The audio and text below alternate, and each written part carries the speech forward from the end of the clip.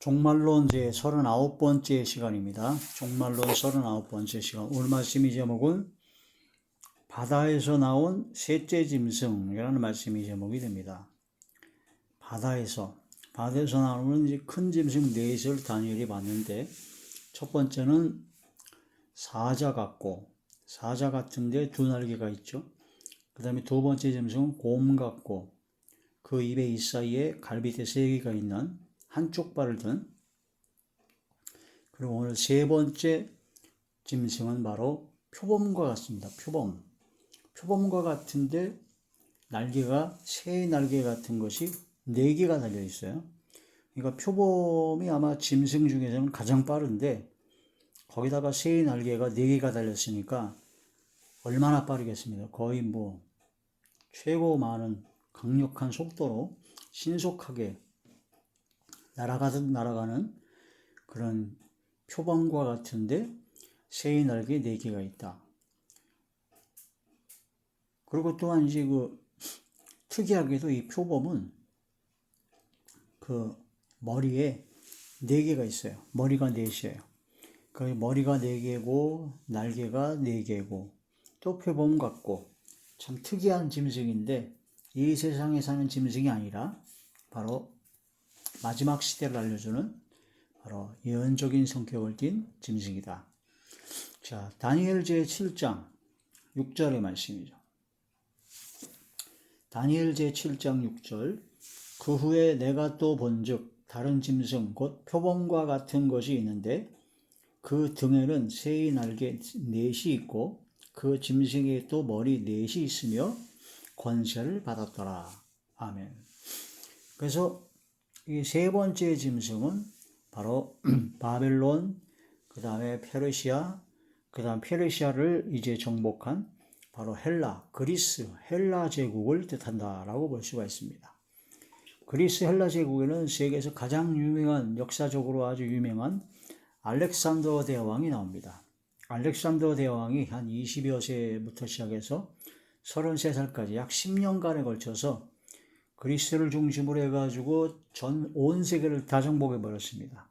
거의 10년 만에 거의 아프리카 전역, 그 다음에 인도, 할 거 없이 유럽 전역, 거의 모든 땅을 온 세계를 완전히 정복했죠.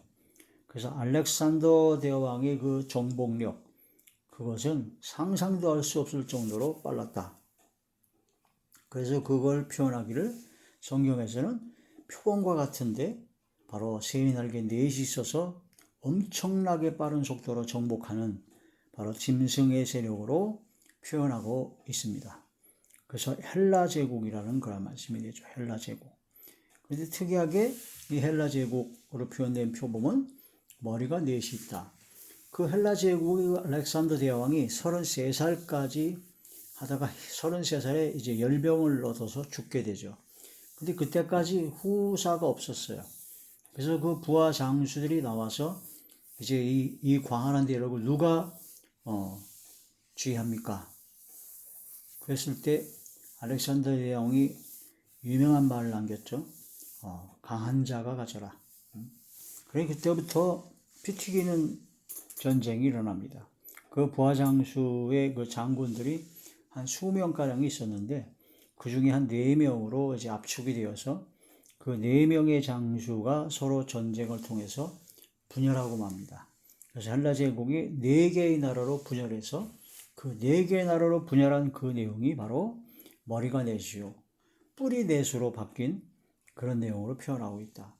그 성경 말씀이, 다니엘의 이 예언의 말씀은 그 모든 세계 역사에 한치의 오차도 없습니다.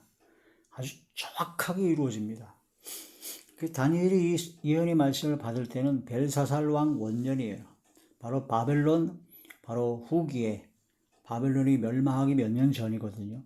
그때 이미 바벨론, 그 다음에 페르시아, 헬라, 그 다음에 로마, 그리고 또한 전 세계 마지막 때에 이르는 바로 도원의 나라가 이룰 때까지, 주님 오실 때까지 그런 모든 예언의 말씀을 하나님께 받아서 적어놓은 것이다. 그런데 그 모든 예언의 말씀이 그 역사적 사실에 따라 바벨론, 페르시아, 바로 헬라에 이르기까지 계속 정확하게 한치 오차도 없이 정확하게 이루어졌고, 그 역사적 그런 환경과 역사적 배경과 역사적 상황까지도 정확하게 일치하고 있다. 그래서 이러한 말씀을 보고 너무나 놀라우신 하나님의 섭리, 하나님의 뜻, 하나님의 경영하심, 이 모든 인류 역사의 모든 것은 하나님의 주권이다. 바로 우리 왕 되시며 우리의 주님 되시는 하나님 아버지께서 모든 것을 주관하고 계시다는 걸 깨달아서 주님 앞에 더욱더 겸손하고 겸비하여 낮아져야 되고, 주님과 항상 동행하는 주님의 뜻에 따르는 하나님의 자녀가 되어서 이 모든 역사의 그런 소용돌이 속에서 우리는 이 마지막 때 선한의 도구로 선한의 병기로 바로 빛과 소금 역할을 감당하는 마지막 사명을 감당하는 우리 모두가 되어야 될 것입니다. 자, 다니엘 7장에 있는 말씀이 바로 다니엘 2장의 신상의 꿈의 내용과 이제 병행 구조라고 되어 있습니다. 그 신상의 내용도 역시 첫 번째 머리가 금이요 바벨을 뜻한다 그랬고, 양팔과 가슴, 은혜 나라인 바로 메디아와 바사의 페르시아를 얘기하고 있고, 그 다음에 배와 그 다음에 넓적다리까지 그것이 동이죠.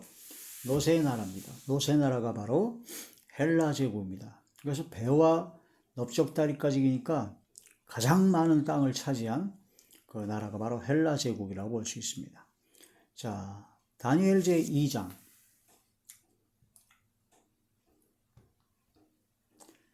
다니엘 제2장 32절의 말씀. 그 우상의 머리는 순금이요 가슴과 두 팔은 은이요 배와 넓적다리는 놋이요. 그렇게 되어 있죠. 다니엘 제2장 39절의 말씀 보면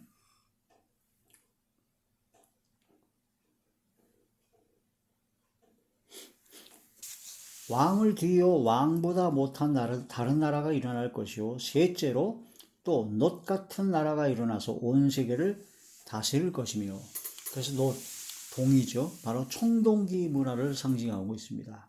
그래서 헬라 제국은 청동기 문화가 꽃피운 나라로서 청동기 문화로 청동기로 만든 그 무기로 무장하여 전 세계를 아주 그냥 단기간에 아주 속성으로 완전히 점령해버린 그런 특징을 갖고 있다. 다니엘 2장의 신상의 내용과 다니엘 7장의 짐승의 내용, 그 다음에 또한 병행구조로 또 이루어지는 것이 뭐냐면 다니엘 8장에 있는 숫양과 숫염소의 환상의 또 내용도 있습니다. 다니엘 제8장. 다니엘 제8장 3절에서부터 보시겠습니다. 내가 눈을 들어 본즉 강가에 두 뿔 가진 숫양이 섰는데 그 두 뿔이 다 길었으며 그 중 한 뿔은 다른 뿔보다 길었고 그 긴 것은 나중에 난 것이오더라. 자, 여기서 강가에 두 뿔 가진 숫양이 섰는데 두 뿔이 다 길었어요. 근데 그 중에 한 뿔이 다른 것보다 더 길었다. 이것은 바로 메대와 바사를 얘기하고 있다라고 볼 수가 있습니다. 그 다음에 4절. 내가 본즉 그 숫양이 서쪽과 북쪽과 남쪽을 향하여 받으나 그것을 당할 짐승이 하나도 없고 그 손에서 구할 자가 없으므로 그것이 원하는 대로 행하고 강하여졌더라. 그래서 페르시아 제국이 그 엄청 곰의 이 사이에 갈빗대 세대가 있는 것처럼 그때 당시 애굽, 리디아, 바벨론 세 개의 강대국들을 차례로 점령한 그런 내용을 담고 있다.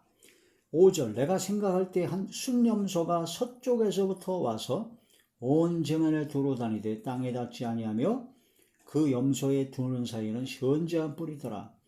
숫염소가 서쪽에서부터 와서 온 지면에 두루 다니는데 땅에 닿지도 않아요. 그러니까 땅에 닿지도 아니하고 온 지면에 두루 다니니까 표범이 날개 넷이 있어가지고 거의 땅에 닿지도 아니하면서 두루 다닌다. 그런 걸 표현하고 있죠. 그 염소의 두는 산이 현저한 뿔이 하나가 있습니다. 그게 바로 알렉산더 대왕을 뜻하죠. 그것이 두 뿔 가진 숫양, 곧 내가 본 바 강가에 있었던 양에게로 나아가되 분노한 심으로 그것에게로 달려가더니 내가 본즉 그것이 순양에게로 가까이 나아가서는 더욱 성내어 그 순양을 쳐서 그 두 뿔을 꺾으나 순양에게는 그것을 대적할 힘이 없으므로 그것이 순양을 땅에 엎드리고 짓밟았으나 순양을 그 손에서 벗어나게 할 자가 없었더라. 이게 바로 헬라 제국 알렉산더의 페르시아 점령한 그런 내용이 되는 것이죠. 8절 순념소가 스스로 심히 강대하여 가더니 강성할 때 그 큰 뿔이 꺾이고 그 대신에 현저한 뿔 넷이 하늘 사방을 향하여 닿더라. 순념소가 아니라 스스로 심히 강대해서 막 강성할 때 그 큰 뿔이 꺾였습니다. 갑자기 요절했습니다. 33살 때 알렉산더가 그 대신에 현저한 뿔 넷이 하늘 사방을 향하여 나게 됐다. 이게 바로 알렉산더가 죽고 그 부하장수 4명이 바로 헬라 제국을 4나라로 분열돼 가지고 통치할 것을 예언한 이 말씀의 예언대로 그대로 이루어진 거죠. 이게 바로 다니엘 2장과 다니엘 7장과 다니엘 8장이 다 병행으로 되어진 구조다. 다니엘 2장, 7장, 8장의 말씀을 같이 함께 놓고 봐야 정확한 해석과 그 자세한 상황과 그 역사적 배경과 그런 모든 것을 알 수가 있다 하는 그런 말씀이 됩니다. 이렇듯 하나님께서는 중요한 내용들은 이렇게 반복하여 병행하여 여러 번에 걸쳐서 설명하고 있습니다. 그것은 왜 그러냐? 이 마지막 때 하나님께서 그런 모든 역사의 모든 걸 주관하시고 한치 오차도 없이 다 이루셨다는 것을 나타내 주시고 계시고 알려주고 계시고 마지막 때도 그렇게 될 것인가 너희는 미리 준비하라. 바로 예비하라. 바로 슬기로운 5 처녀와 같이 기름을 준비하여 주님 오실 날을 예비하고 마지막 때를 분별하여 마지막 때 마지막 사명을 감당하라 하는 하나님의 뜻이 되는 것이죠. 이런 말씀을 통해서 항상 하나님 앞에 겸손하고 겸비하여 항상 주님 앞에 나아가야 되며 겸손히 미가 6장에 있는 것처럼 하나님께서 우리에게 구하시는 것은 바로 공의를 행하고 인자를 사랑하고 겸손히 하나님과 함께 행하는 것입니다. 그러한 자리에 들어가는 저와 우리 모두가 되시길 주의 이름으로 축원합니다. 할렐루야.